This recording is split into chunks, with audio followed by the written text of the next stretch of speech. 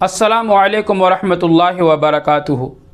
प्यारे मुसलमान भाइयों, आज का ये वीडियो बहुत ज़रूरी टॉपिक पर है। इस वीडियो को आखिर तक देखें, इग्नोर बिल्कुल भी मत करना, वरना बहुत ज़रूरी बातें आप मिस कर दोगे, आप नहीं जान पाओगे। आज के हमारे इस वीडियो का टॉपिक है कि आपने देखा होगा बहुत सारे मुसलमान जब मस्जिद में आते हैं और नमाज के इंतज़ार में बैठते हैं तो ये दोनों हाथ एक दूसरे के अंदर ख़ुद ब खुद चले जाते हैं और वो इसको मामूली हरकत समझते हैं, यानी ये कोई तबई चीज़ समझते हैं। तो मैं आपको बता दूं कि इस तरह बैठने से नबी करीम सल्लल्लाहु अलैहि वसल्लम ने मना फरमाया है। सबसे पहले हदीस आपके सामने पेश कर दूं। हज़रत अबू सईद खुदरी रज़ियल्लाहु अन्हु के ग़ुलाम कहते हैं कि एक मरतबा का वाक़या है, मैं और मेरे मालिक अबू सईद और नबी करीम सल्लल्लाहु अलैहि वसल्लम और एक बड़ी जमात सफ़र में थे। सफ़र के दौरान हम लोग एक नमाज़ पढ़ने के लिए एक मस्जिद में रुक गए। मस्जिद में हम लोगों ने क़याम किया तो एक शख्स इस तरह हाथ में हाथ डालकर दो जानू ज़मीन पर बैठ गया और नमाज का इंतज़ार करने लगा।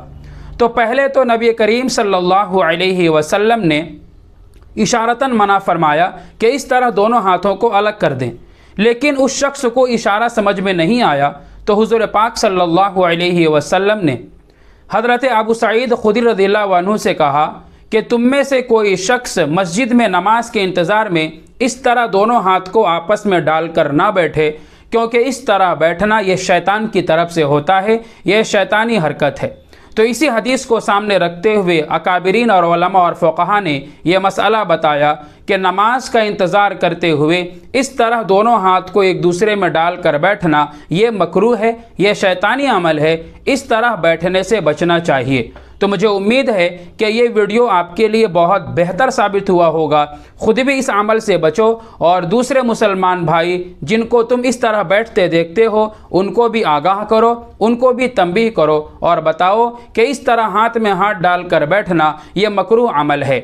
आपने तजर्बा भी किया होगा कि दूसरी जगहों पर जब हम बैठते हैं तो हाथ इस तरह एक दूसरे के अंदर नहीं जाते, लेकिन जैसे ही हम नमाज के इंतज़ार में मस्जिद में बैठते हैं तो ख़ुद ब खुद दोनों हाथ एक दूसरे के अंदर चले जाते हैं। तो ये शैतान की तरफ से होता है, यह शैतानी हरकत है।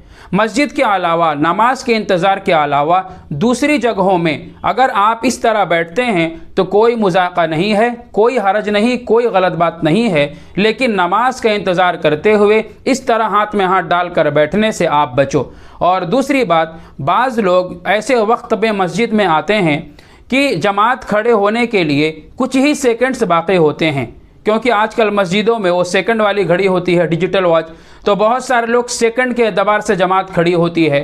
तो अगर 30 सेकंड या 40 सेकंड अगर बचा हुआ हो तो कुछ लोग क्या करते हैं, खड़े होकर नमाज का इंतज़ार करते हैं। तो ये अमल भी मकरूह है।